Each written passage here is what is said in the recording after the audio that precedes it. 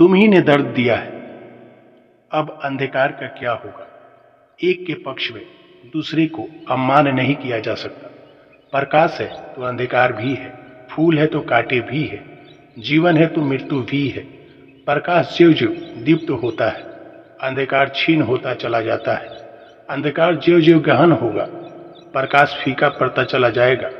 दोनों जुड़े हैं एक दूसरे से, बल्कि जुड़े नहीं हैं, एक ही हैं दोनों। विभाजन की भिन्नता की रेखा कहाँ खींचोगे? दोनों मिलकर ही सत्य है।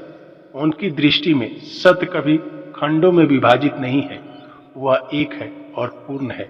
सुख दुख मिलाकर ही एक परिस्थिति बनती है। बचपन जवानी बुढ़ापा मिलाकर ही एक जीवन की यात्रा है। सब है और सब अविभाज्य है, इसलिए एक है। अपितु यह एक प्रसंग है।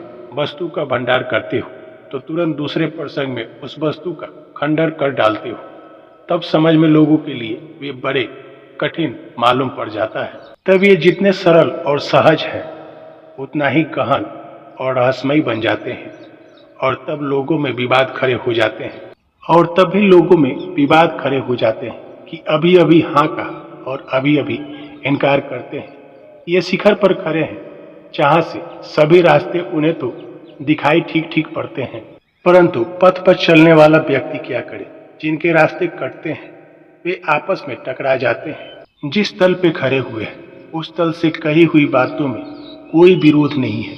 उस तल से ये सब असंगतियों और संगतियों से मिलकर खिले हुए पूर्ण सत्य की बात कहते हैं, किंतु इस तल पे खड़े हुए लोगों के लिए यह सब बेईमानी, अर्थहीन और विपरीत हो जाता है, क्योंकि नभचरों की सहज उड़ान थलचरों के लिए अत्यंत साधक, कष्ट और तपस्या की उपलब्धि है।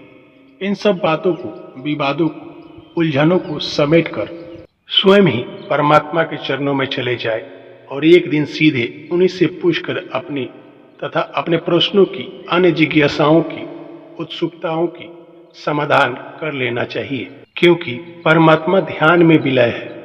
जहाँ ध्यान है वहाँ परमात्मा है।